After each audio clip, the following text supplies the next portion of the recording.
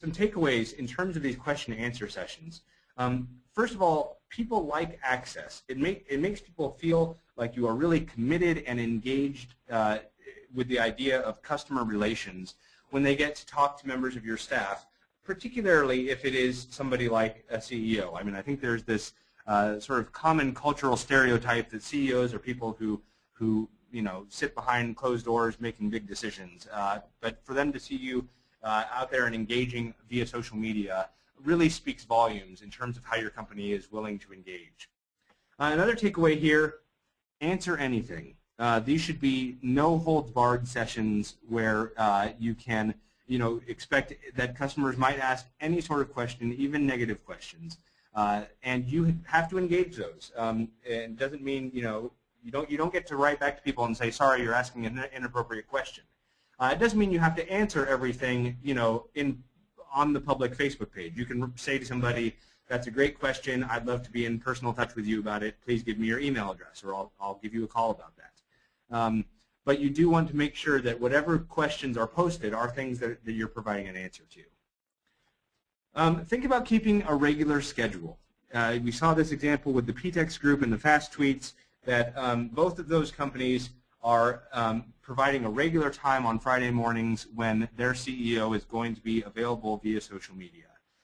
That may not be something that's feasible for you, but it's a great thing to be able to offer to people, to be able to say, every week you're going to have this access to a member of our staff, and so that they're able to talk with you, and the customers are able then to rely on having that contact every week if they want it. And the takeaway or additional to that is to stick with it. If you do set up some sort of regular schedule, or if you've said that you're going to be there at this particular time, you really want to honor that and make sure that you're there. And even when it feels like people aren't showing up, when it feels like there's not a lot of people attending or not a lot of people are asking questions, that sort of thing, if you've made the commitment, you really want to stick with it. And you can eventually, if it's really seeming like it's waning, ask people if these sorts of things are helpful and worth it. But if you have made the commitment to being there, you do want to stick with that commitment. Moving on then to deals. There are a couple kinds of deals that I want to talk about. First of all, here's just sort of a basic, on the screen here is an example of a sort of basic deal that any sort of company could run on their own Facebook page. This is the Oregon Ballet Theater. You see the post at the bottom there saying that there's this secret sale coming up, and at the stroke of midnight, there's going to be a promotion code in the secret sale tab on the Facebook page, and you can only see it if you are a fan of the page, if you click that like button on the Oregon Ballet Theater page. And then the post at the top, is posted right after the sale has started, so people can see the tab and get this special promotion code for a lower price on ballet tickets. And then the next day, they're keeping you updated about how the sale is going in case you didn't see the posts beforehand. One of the things that OBT decided to do here was to make this just a 48-hour sale. So there was definitely a limited time for people to take advantage of this. So that's why they're keeping people updated. And then this to show you the secret sale tab that they had on their Facebook page. And this is just a tab they added into their company page where it's now offering the promo code, and that code is fantastic, which I think is a lot of fun. And then information about how to order. So that's one style of deal. The other style of deal, which I've talked a lot about, even on this webinar so far, are deals with companies like Groupon, Living Social, Google Offers when it eventually comes around. Mamapedia is one. It's a website, sort of resource website for moms, but they also run daily offers very similar to Groupon offers, where they're offering basically 50% discounts on various services and that sort of thing. And getting connected to one of these companies, as I said before, is going to become easier as more of these companies are around, and as they're, over time, they're going to be looking for more and more companies to offer deals on their websites because, there's a finite number of companies, and so they will be continually looking for for businesses to take advantage or to use their services. And the other nice thing about all of these sites is that they are, in general, tend to be geographically based. So they're looking for local businesses to reach out to who could have deals on their sites. And so, if yours is a local business, and many of you, looking at the attendee list, I can see that many of you do in fact have local area businesses. These are great things to consider in terms of whether, approaching one of these sites and saying, hey, we'd like to run a deal with you. So some takeaways about deals then. First of all, deals are a great way to help hold people's interests on your social media site.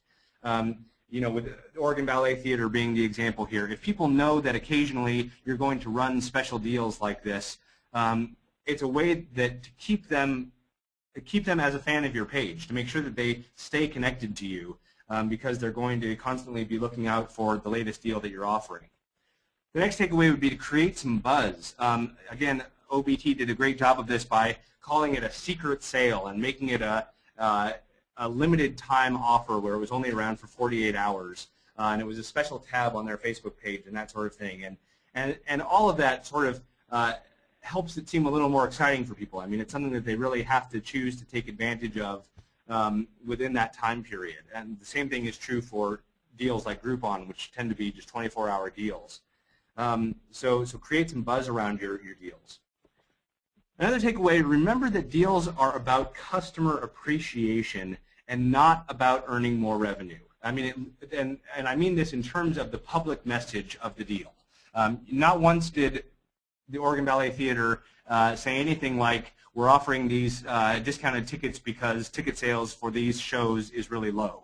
They didn't say anything like that. They said, we want to show you how much we appreciate you being our fan on Facebook, so we're giving you this exclusive deal for our social media connections. And they even, instead of making their promo code some sort of random alphanumeric code, they made it the word fantastic, and they were saying, you're such fantastic fans, that we're offering you this promotion. So remember that in terms of how you frame it for your customers, deals are all about customer appreciation.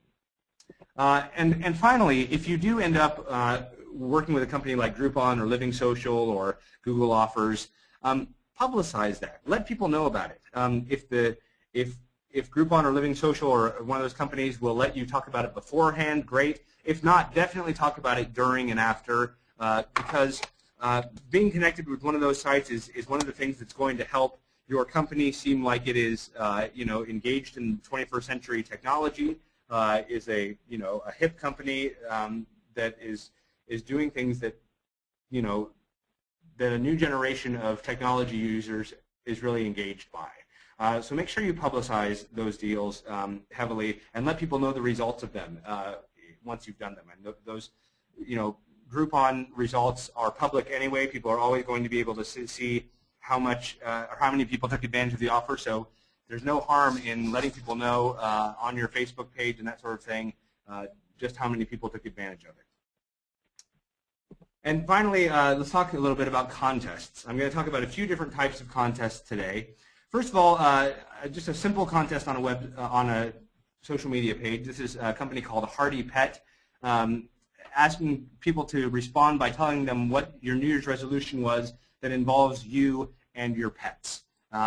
Sort of a silly contest to those of us who aren't crazy about our pets, but not silly at all to people who are.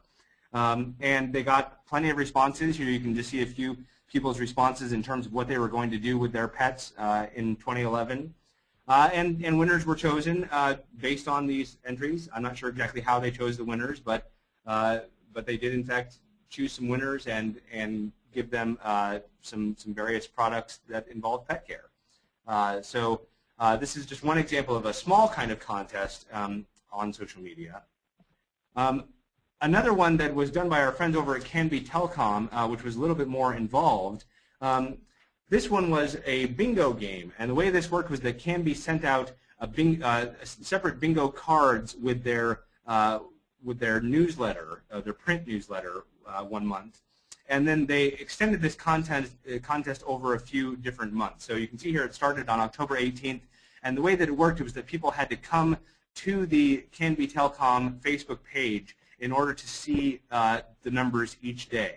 And these were time sensitive because once you got bingo, you had to be the first person then to go into the company's headquarters to claim your prize. And so as the contest went on, you can see now this is about 2 months after the contest started.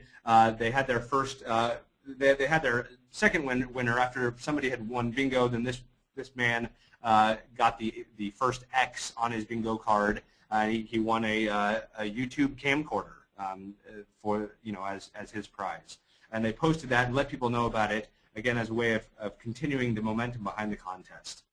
I love this post because this is a person writing in and saying, can you tell me if a particular number was called? And the reason I love this post is that you can tell from this post, which was just something that somebody came and wrote on Canby's wall, you can tell from this that people were really engaged with this, and they were, keeping up with it and asking questions about it. And so just keeps momentum going again. This shows sort of a typical day's post of a bingo number. And then the final post where the grand prize winner won a new Blu-ray player. She was the first person to get a full blackout on her bingo screen. It also, incidentally, this happens to be the same person who had posted to say, had a particular number been called yet. So she clearly was keeping track pretty well. And then what I love here also is that Canby asks, should we do another bingo game like this? And they ended up getting several comments on this and lots of people liking it. And everybody's very enthusiastic about it, saying, yes, we'd love to have this happen again. And for for a small size company to get this many people enthusiastic about it, it's really good news and a great way to engage with people via social media. And finally, I'd be remiss if I didn't talk a little bit about Pivot's Picket Challenge, which several of our clients used this past time around with the Pivot Bowl Challenge. I'm really not mentioning this so much as a selling point for Pivot as much as a really good example of a way to run a contest and engage your social media fans with it. Here you can see our client, Dickey Rural Networks, announcing their Picket Challenge on their social media page. Canby also, again, offering the same sort of deal. As the contest goes on, you can be keeping people up to date on the progress of the contest by telling them, which team won last night and that sort of thing, and poking fun at people about how it happened. They can check their standings regularly and that sort of thing through the main Picket website. And then, of course, at the end, you want to announce who your winners are and say congratulations to people. So that's just another example of an online contest and a way to engage people with it through social media.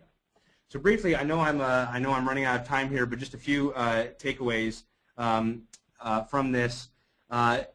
First of all, like deals, contests are a great way to maintain people's interest because if they know that contests are going to be happening regularly, they're going to want to stay connected to you and see what the next contest is. Because again, basically what's happening here is that they're getting a chance to win a prize at no cost to them. The only cost it is to them is to stay connected to you on social media. These contests help reinforce your personality. They're a great way to express who you are as a company. Again, with Hardy Pets contest, their customers were able to look at, were able to write something about them and their pet, which was playing right into what Hardy Pet does.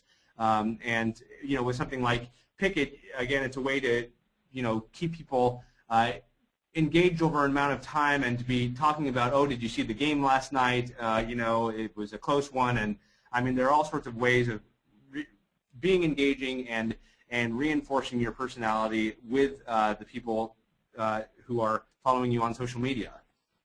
And also, contests are a wonderful way to maintain momentum over time. You saw that with the Canby Bingo, that was a contest spread out over 3 months, which is a long time to maintain people's interest in a contest. But they managed to do it by having a sort of a single bingo, then an X, and then a blackout. So the prizes got better and better, and people were having to stay connected in order to keep up with that. And then contests help people look forward to the next one. We already have had people with Pickett asking about, is this going to be happening again, after the College Bowl Challenge?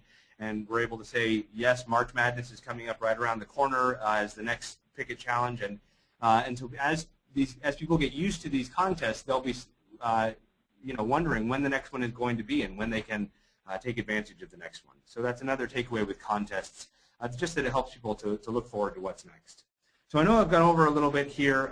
If you have any questions today, go ahead and email those to me.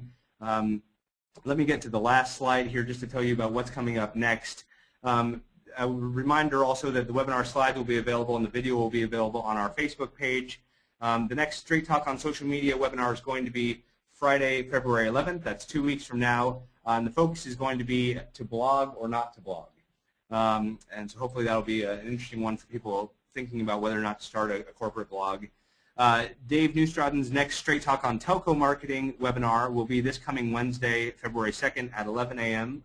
For our telco clients who might be interested in joining us for that. Otherwise, that's it for me for today. Thank you for your time. Again, sorry to go a few minutes over. Remember to keep your media social and your talk straight.